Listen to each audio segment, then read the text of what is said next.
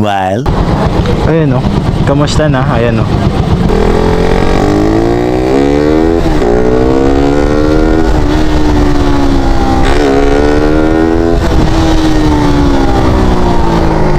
Pag ganun kayo magpatakbo, edi kawawa. Huwag na kayong umasa ng matipid na gas consumption.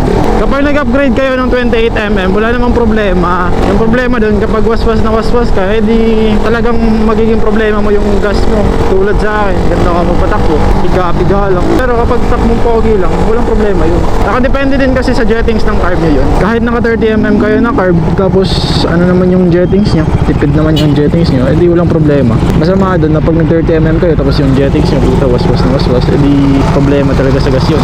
Kaya minsan kahit naka 28mm, nakadepende pa rin sa timpla ng jettings.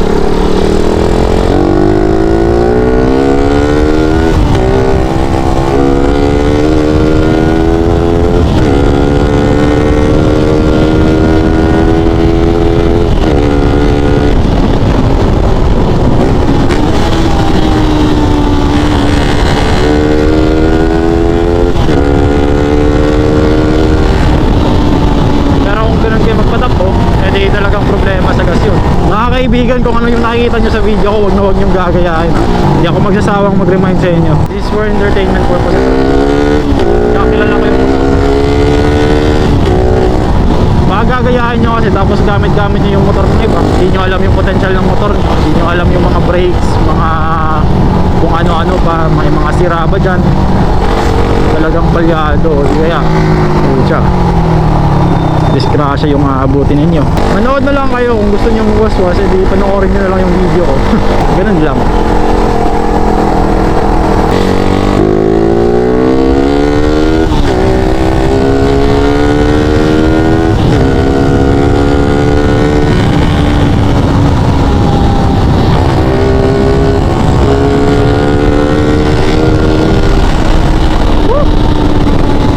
Grabe.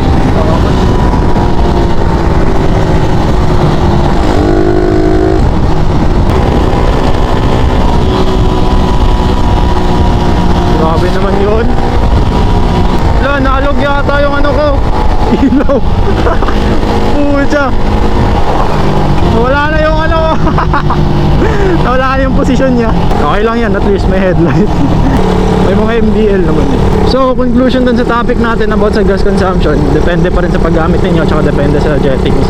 Pero kung tinatanong nyo ako mga kaibigan, kung okay lang ba mag-upgrade ng 28mm base sa, alam ko namang base sa gas consumption na gusto ninyo, oo, walang problema yun, 28mm. Kaya pa rin naman, at least nabibigay nyo yung power na ginugusto ninyo. Nakakadagdag naman kasi talaga ng power eh. Tsaka, ipaayos nyo sa tamang mekaniko.